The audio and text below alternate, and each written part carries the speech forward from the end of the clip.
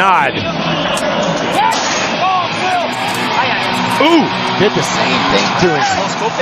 Good to see. Emotions and go back to the basics. Well, no doubt about it, Webb. When you can trust your stuff, not let the moment get too big, that's the only way you can be at your best, fellas. Hey guys, the moment's very big for Cool Whip. A chance to break the record of most consecutive buck-offs in PBR history. Tied Coop with Bushwhacker. Yeah, and I think he's got the record right here. Oh, easily. Say hello to the new king of the buck-off mountaintop. I think this buck-off streak want to change his name to Not Cool Whip. Yeah, and look, you know, there's some bulls from back in the day that his entire career, he's been in contention for world championship races before. Did it to a lot of great bull riders. Yeah, he hadn't just bucked off the average Joe. He's bucked off world champions. He's bucked off the guys at the top. I mean, this bull has earned that stat and been impressive all throughout. 43 consecutive buck-offs at this level. 67 consecutive buck-offs when you consider everywhere that Cool Whip has been. What a way to start off this final day of the season. Denner Barbosa had a great weekend about a week ago in Cowtown. That got him here. He now faces Hell Right. And this is a little handful, Coop. Like, a little fast, intense. Little bull, you don't, I mean, you know he's probably going to start to the right. I've not seen guys take him real deep to know if he's going to stay. It looks to me like he's going to keep trying to find a way to get you on the ground. Yeah, one thing this bull has is intensity, and I think the second jump and the third jump are a lot different than the first and second. He's constantly changing things up, and, you know, left hand down on this one. It's going to be a fist fight to the end. Guys, we've talked about it a lot right through the years. Denner Barbosa has dealt with a myriad of injuries that have dented his confidence. He's going to need all his confidence against this one. Well, and some really serious injuries. You think back to 2 PBR finals ago, this guy won the go-around, but broke his back really bad in the process. So, had to come back not just from bumps and bruises.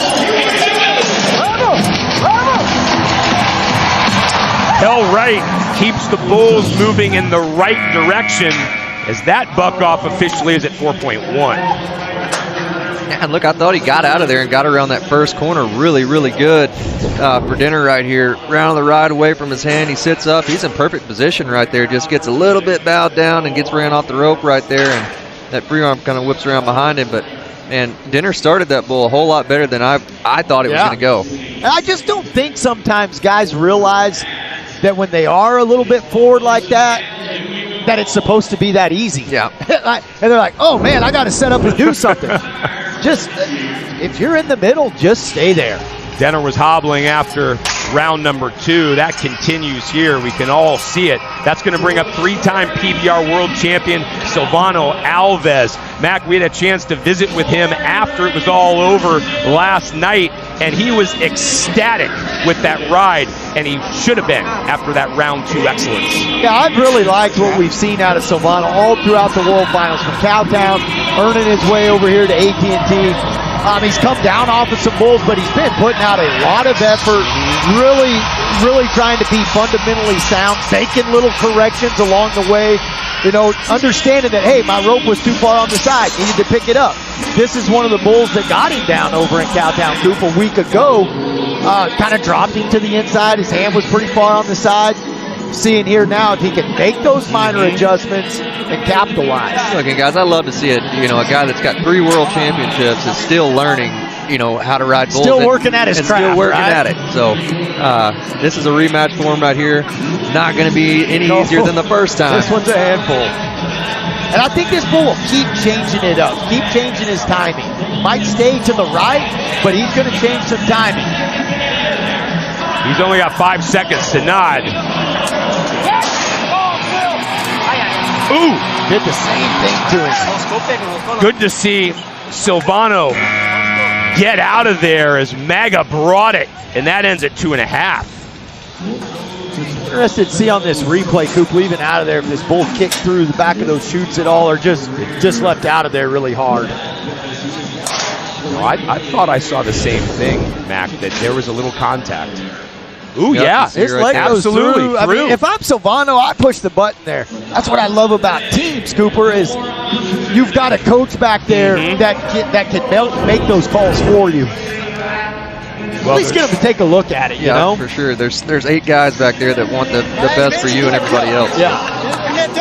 That's going to bring up Andrew Alvidrez in his 5th World Finals. He's 0 for 2 so far. Much like the last pairing, Snake Eyes isn't going to make it easy on him, Coop. No, I mean, this is probably the toughest bull in this pen, hands down, in my opinion, especially for a right-handed guy. This bull's going to leave out of there, shoot out of there really, really hard. And the way that Andrew rides, he's going to bear down and try to take it, and he's going to hold on to that power. And it's not going to work on this one right here. Best thing Andrew can do is kick loose around those corners and try to stay loose and not try to fight this one. You're going to have to move with him. This bull last weekend was a re-ride for Kaiki. And here it's just a buck off for Alvidrez.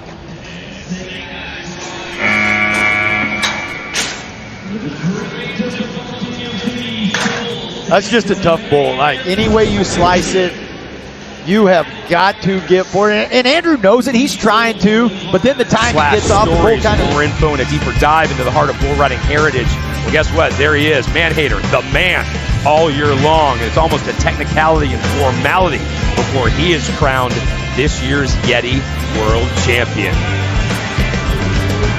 Sage Kimzey has won a few world championships in his day, and Mac, against Preacher's Kid, he's going to have to work for it, but he still has a shot, a real shot to win this event title. Well, I'm going to turn this one over to Coop because he's got a history with this bull, but I am not counting Kimzey out. He can ride anything there is to me. Yeah, no, I love this matchup right here. Preacher's Kid should follow the gate around and be to the right. You can always count on him to change something up all throughout this ride. He's a handful, but I think Sage Kimzey has a really good shot right here getting a second spool on the board.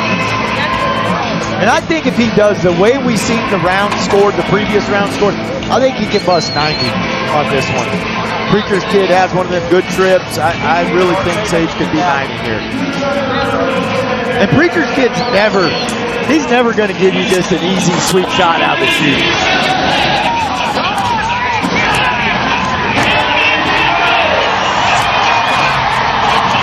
Sage Kimzey is the first to take down 2 scores. We have got a new leader.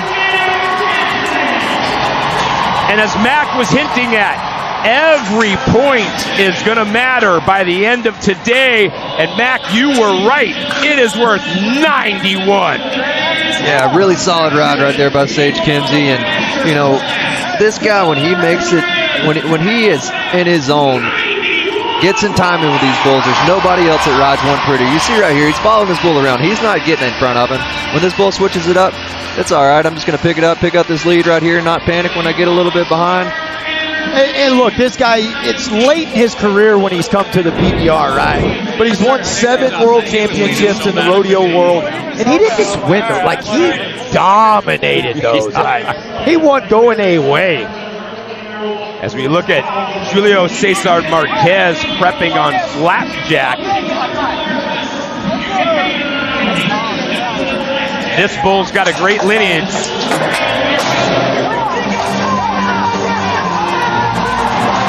Ooh!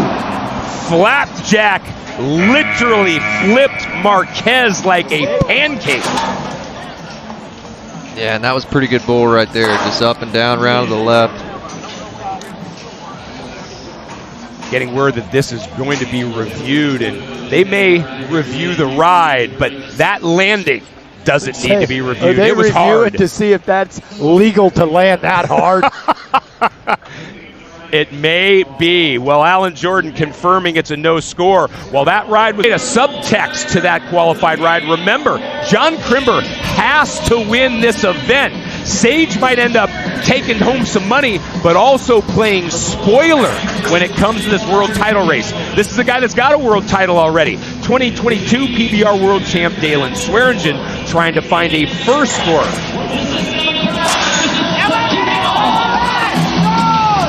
Exodus makes sure it does not happen in round number 3. Hey, Rad.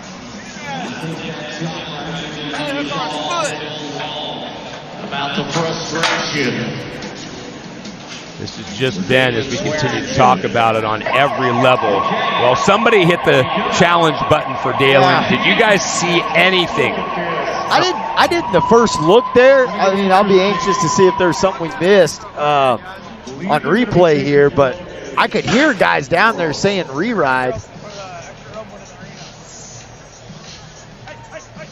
Could it have been the rope? Around that, come around the back Yeah, of the feet? yeah, he is. He's going to get a re-ride. We'll await confirmation of what it was, but that's a great challenge because it works out in his favor, and he will face Smokestack. Yeah, that's a good trade for him right there in Smokestack. That should match up a lot better than Exodus did. So Swearingen survives the challenge and will get to ride later today. That's going to bring up Court McFadden. We saw a great ride from him in round number 1 aboard Dana White's Twisted Steel. Yeah, really good bull ride right here away from his hand, and just going to pick him up back into it. You know, we stress the importance of riding him jump for jump, and he did just that right there. Made him look like a day off when he's not. The bull he faces here in round number 3, Mag. Well, there you go. Cowboy Cerrone won 50 grand for his kids camp. McFadden won another 50 grand for himself. Let's talk, though, about the pairing in the present. Mac, he's facing the one and only Flying Wire. I love this bull. I think everybody loves this bull. I don't care what hand you ride with. Does not matter. This thing is going to leap in the air. This bull is going to show you some real athleticism. It can be huge.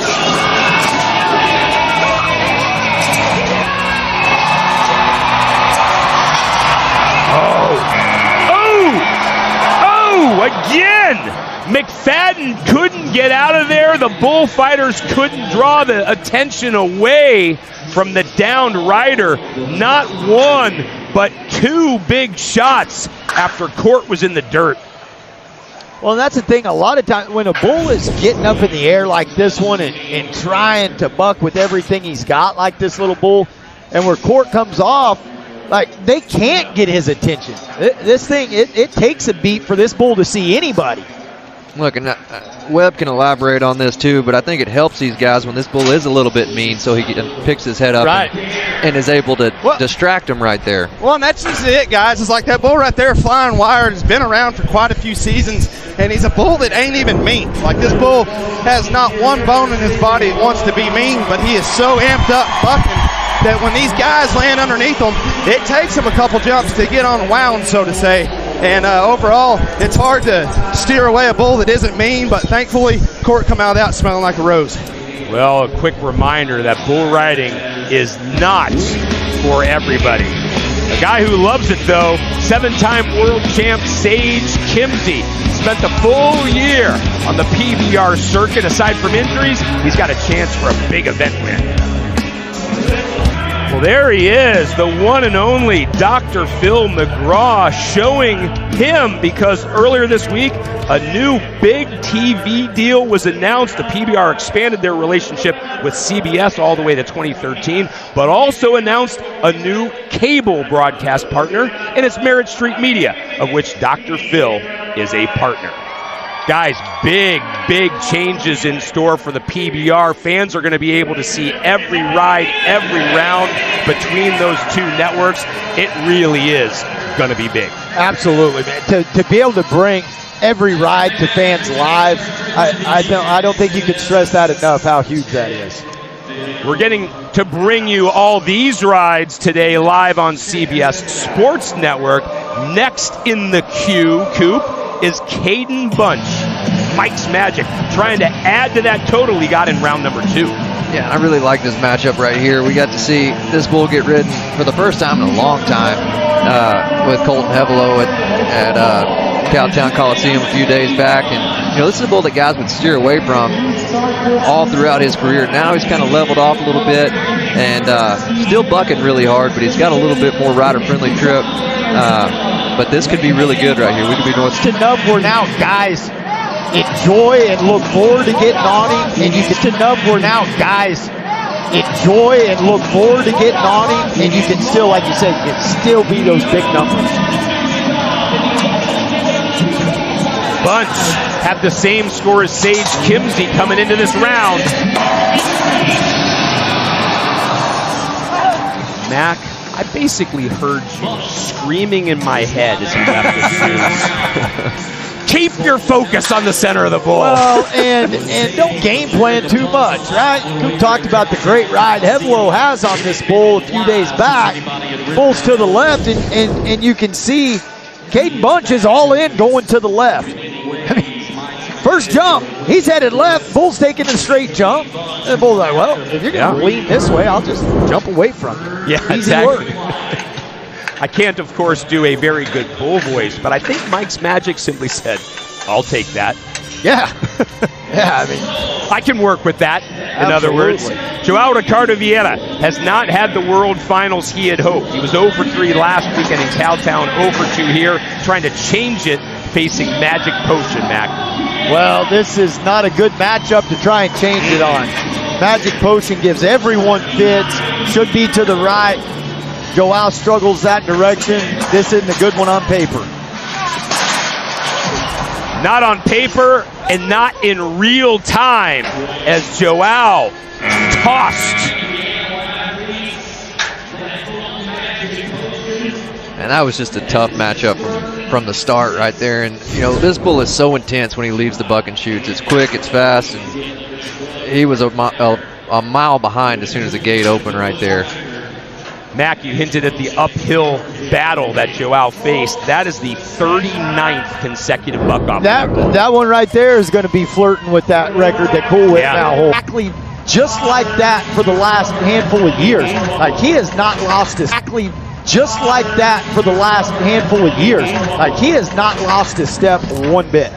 Hoop, I'm going to go back to you because you were the first to say this should favor Dalen. This is his re-ride atop Smokestack. Yeah, this is a really good matchup for Dalen right here, and a lot like the Mike's Motive deal, or Mike's Magic. He cannot get too far ahead of this bull or he'll go back the other way, but this is a bull that Dalen should ride. He's up and down, got a lot of time into him. He's feeling for the guy, seeing which way he can get him off, but at the same time, if Dalen can stay square and not cheat him out of there, I think Dalen's got a shot at getting him rode right here. And it almost feels to me a little bit like Smokestack, when they brought him around, when Blake Sharp first purchased this bull, this was a great bull. And he still today is a great bull, but the guys all believe they can ride him. Like, he doesn't have any fear factor towards the riders anymore. Like, they've seen a lot of different guys, different-handed guys, all take advantage of a great draw in Smokestack. And so when guys start going into these matchups knowing, oh, I've got it, I can ride this bull, it tends to work out that way. Yeah, it might not be the best comparison, but, you know, ages ago when nobody could break the 4-minute mile, right? When somebody finally did it, then everybody started doing it.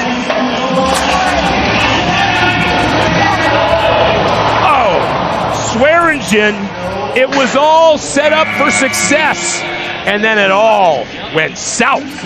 Coop, this is your teammate. I'm going to let you take this one, buddy. Man, that's a tough one right there. I mean, that's one that he should have rode, and he expects to ride as well. Everything looked really good right here, but he's had a hard time of getting his hips to his rope and keeping his feet down this year, and you know, that's a bull 9 out of 10 times 2 years ago Dalen Swearingen would have rode. And yeah, not 10 out of 10 not 10 out of 10. You know? You got to get your hips to your rope. You got to keep your feet down. Well, that means we are going to get to check in with 2018 PBR World Champ Kai Pacheco. A lot like Silvano Alves in round number 2, Pacheco came through, Mac, with not just a great ride, but an emotional one. Yeah, and a tough bull for him to ride. But I love this matchup. We were all talking about it before the show today. Webb can weigh in here. This to me, this feels like going home for Kai. Big old wild Bramer bucket bull right here. And I think Pacheco Webb eats his lunch today. He's going to take him to the bank, man. I mean, this is a matchup that I'm excited to see for the simple fact that, you know, this is, just like you stated, the type of bulls that these guys grow up on in Brazil. It's a framer. He's going to get high in air. There's no really set pattern. I really favor Kaiki in this matchup right here, guys. And look, Webb, one thing about it, I mean, we talk about the guys that could play spoiler right here. Sage Kimsey's one that could play spoiler. Kaiki Pacheco could play spoiler as well. And You know, if you're sitting there, John Crimber, and these guys go ahead of you, it could be really, really hard to play catch-up at that point. And coming off of Pacheco's good round 2 ride against I'm Legit 2 away from his hand, a real gritty effort. When this Kaiki gets to feeling it, when he gets a little fired up on the inside and wanting to do it, he is hard to get on the ground. Right, you guys both said it after his round 1 buck-off, similar to last week, right? Because of the injuries he's had, takes him a little bit longer to pop the rust off or warm up, however you want to phrase it. And he certainly did in round 2. And look at this clock. It is now down under 10. Silvano Alves there holding his best. He's got a nod. Ooh. Well, that's why we play the game. It looks great on paper sometimes, but then again, just not the way Pacheco drew it up. Forward movement's a killer in this sport. Kaik leads pretty good with him, gets around this corner just fine, but then forward, just enough of it. Good bull scores for Legend, 45.5. He could have used a couple of those over in Cowtown a few days ago. Yes, really impressive out right there. Well, and I think about how he had an impressive out here, excuse me, guys. Dirt different, arena different. We don't talk enough, right, about how the Sonic taste of victory. We highlight Thiago Salgado Coop atop Renegade. Yeah, really solid ride right there into his hand. And this is the guy that wants it right there. He was putting out the second, third efforts. Thiago Salgado, he's a fun kid to watch. Worth 90, good for his 3rd round win of the season. But Mac, his matchup in round number 3, I think he should spell difficult in capital letters. Well, Coop just talked about in that highlight that we got to see of his good ride to win the goal round on, him wanting it. He better be craving it right here. Like, can't live without it to have any sort of shot. Because this Nighthawk has been as good as one has ever come around at getting guys on the ground. You know what's coming, Coop. He's to the right. He's fast. He'll take you in. He'll take you out. He'll run you back. He does not discriminate on how he gets you on the ground. And I can't help but think of Blueberry Wine, watch him on TV. You always knew what he's going to do. He's going to be quick. He's going to be fast right there. And you always thought, man, I don't know what's so difficult about him. Well, this one right here. You poking a little fun at me, old buddy? Hey, this one's got to be on the ground. Subtle dig. 0 for 5 there. Coop went into his bag of tricks for that one. Well, this one's done the same thing to me. Salgado's close, and he needs to be. Oh, wait a minute. Will they consider that stumble? It doesn't look like it at the moment. No re-ride flags yet. It looked to me like he'd done tipped back in the easy chair, trying to get out of there before the stumble occurred. Now, 1.66 is what the clock said. Yeah, and his hand was already coming out of the rope. I don't care if he still got a hold of his tail or anything like that. So what you're saying? Yeah. So what you're saying is, if you were judging, you wouldn't even consider a rewrite opportunity. I would not. Well, Brady Fielder is next in our lineup, and the tall Australian has a big score from round number 1. He won that round atop Hoka-Hay, 89 3/4, and that is definitely something to build on as he sits atop top dollar, Coop. Yeah, I love this matchup for Brady right here, and I like it even more if this bull goes right. Brady's going to draw his knees up, and top dollar is a really wide, strong bull, and that's where Brady Fielder, I feel like, really shines. He can take the power away from these bulls, bringing those knees up, and you know, I look for Brady to get a score right here. You know, Hummer, I know you got to spend a little time earlier in the weekend with our old buddy Ty Murray, and he used to tell me when he'd get a great big old bull like this, he loved getting these kind of bulls because there was a ton of room for error. You could be out of position and still be right in the middle of it. Yeah. Well, look, you know him as a rider. We both have known him as broadcasters, and we'll get to that in a second. Fielder's ready. Go on, Brady. Go on. Get on. Oh! Get your heads down. That went every which way but the right way for Fielder.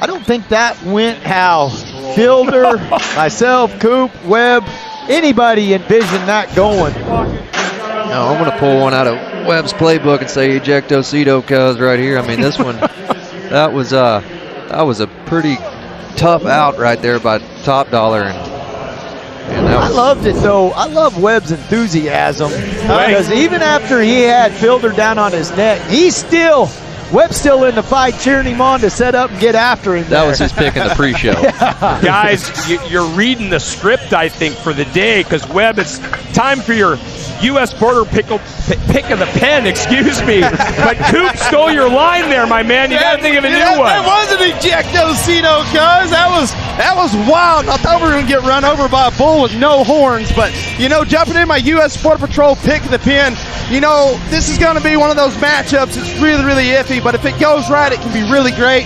You're talking about riding solo from the Cord McCoy bucket string and Colton Hevelo. And, as we've seen, Colton Hevelo will get along with bulls that normally we don't think he'll get along with. And then bulls that we think will have a really good shot at getting covered, he absolutely blows the sheets up. It's one of those deals that I think if Colton can get out of here clean and Solo can do his job, we're going to see a very big score here. Guys, I feel it's required, right, that we need to remind everybody the two-time Yeti defending world champion bucking bull. Yeah, I mean, this bull right, like Webb was talking about, this is the most crucial part on this bull right now. And if you're Colton Hevelo, though, this is one you want to get out on. This is one that can produce a high score and should feel really good underneath you. And if you're Colton Hevelo, though, this is one you want to get out on. This is one that can produce a high score and should feel really good underneath you. 11 different times last year, Mac, the re-ride flag was flown on this bull. Yeah, and this bull, he's got to get out clean, but a lot of times he gets kind of this in the chute, his back does. And that gets a guy sitting down, curled up, leaving out of here. So then as he does leave and that front end drops out of the air, it wants to bring a guy forward. And if he does get out of there, there's a good chance he's going to reverse it and go the other way.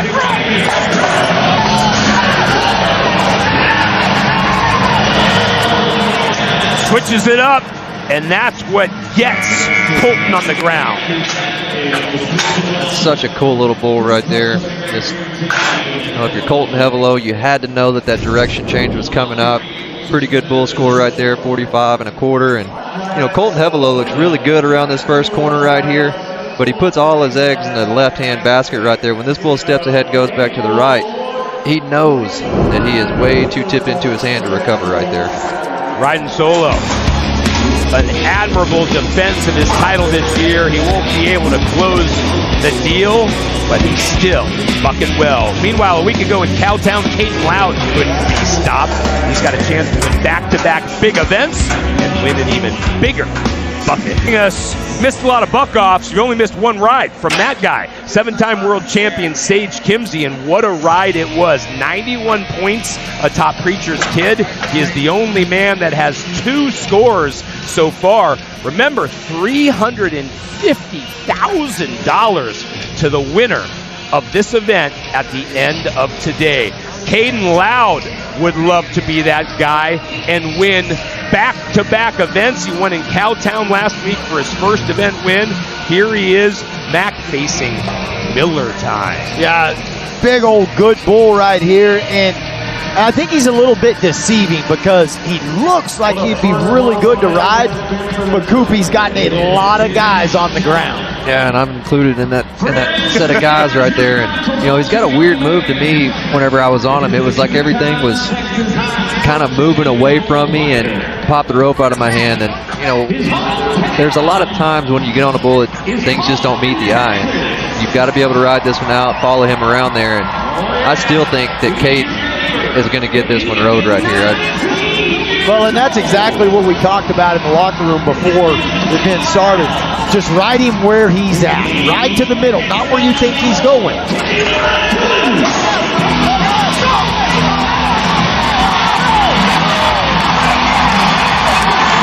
Caden Loud was able to crack one open aboard Miller time. That's outstanding job right here, guys. He cracked one that nobody had really been able to this season. 89 3/4. And look, Coop, I know Diaz and Crimber, right? That's the story of the day. One of those two being the world champion this year. But this wave of young guys, this one right here is going to be one to keep your eye on. Next year's world title race, I really believe he could be right in the thick of it. Yeah, you want to talk about the biggest improvement award over the finals and since the Velocity finals, this guy's got it right here. I mean, he has done a 180, and I think it's all to do with confidence because he's always had the talent. Coop, that is such a great point, and how you all always talk about the late season resurgence and how big that can pay off. Certainly is for him. You know, I started watching videos of that kid a few months before last year's draft, and there was just something about, like, he reminded me a lot of Dalton Castle early in his career. Very relaxed, great balance, and you knew if he could put the wrenches on it and tighten it down, well, you're starting to see it. This is Alan DeSosa, a top hunting Free arm from swinging in front of his face here. But if this bull, and he's got to get out of it. Free arm from swinging in front of his face here. But if this bull, and he's got to get out of the chute. But this bull to the right, Allen's got a chance to be a ton of points. There's the nod. Oh.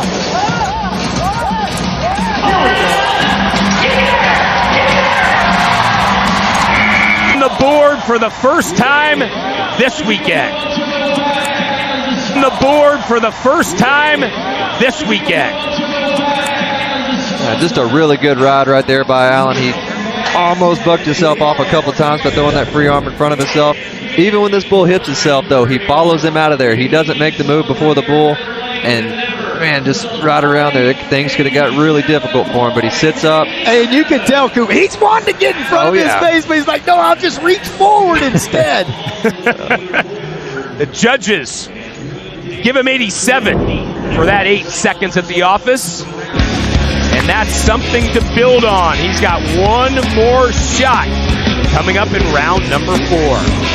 Speaking of coming up, our world number 2 will get his shot when we return. Will it be enough to stay in the title hunt?